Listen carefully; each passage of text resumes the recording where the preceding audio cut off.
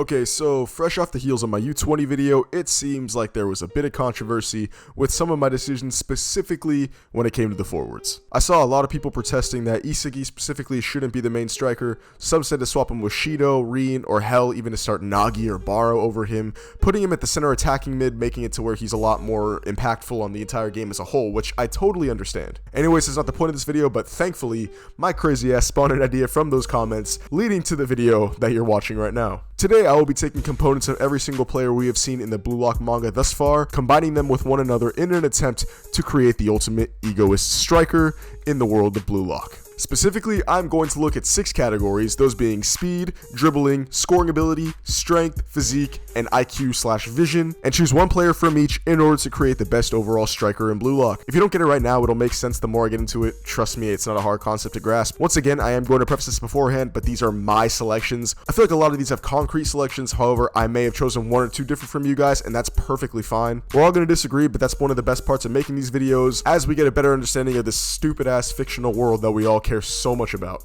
Anyways, enough from my mouth enough, let's get straight into the video.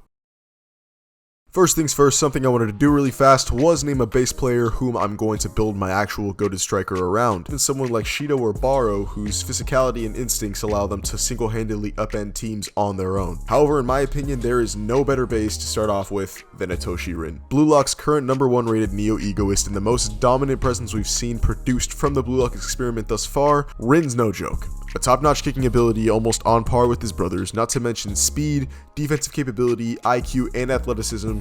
Rin truly has it all. Not to mention he just straight up got that dog in him. Anyways, he's going to be the base player I'm building off of, so let's get straight into the rest of the categories. I don't know if I needed to preface this beforehand, but as usual, I'm only including U20s in this video. It is both too simple yet way too complicated to do it with the pros in mind, so I am avoiding that altogether. With that said, I believe this is one of the easier choices on this list. Chigiri is known almost exclusively for his speed. Isagi passed on players such as Kunigami and Ryo in the second selection in order to claim Chigiri's breakneck speed for himself. Princess is truly dominant whenever he has to run, outrunning damn near everybody he's encountered, with the only true obstacle being Zantetsu, who got packed up pretty easy. Let's not fucking lie. Anyways, like I said, it's a pretty damn obvious one, but I'm taking Chigiri's speed. Probably the only decision easier than speed would have to be dribbling, and of course for this category, we will be borrowing from the dribble god himself, Meguru Bachira. I mean, come on, do I really need to explain this? Simply take a look at the Barca vs Bastia Munich game. In an environment where Bachira is allowed to thrive and build his own style of soccer based solely on his creativity, his dribbling truly becomes world class and it's next to impossible to stop him. I don't need to go in depth with this one, let's just move on. I strongly considered Baro for this, or even Kaiser, because let's be honest, the man is just like that no matter how much you may dislike him. But when it comes down to it, Shido probably has the best scoring ability in the entirety of Blue Lock. Simply look at his performance in the U20 when he entered the flow with the help of Itoshi Sai, or hell, even when he carried Monk's useless ass to a W against Kunigami and Ryo. Along with his incredible visual prowess, Shido has the ability to guarantee a goal as long as he is in the penalty area. And even outside of it, this man is damn near unstoppable, as we see when he scores his quote-unquote super goal in the U20 game. While there may be other capable candidates, I believe that there is currently nobody with a better scoring ability than Shido Ryusei.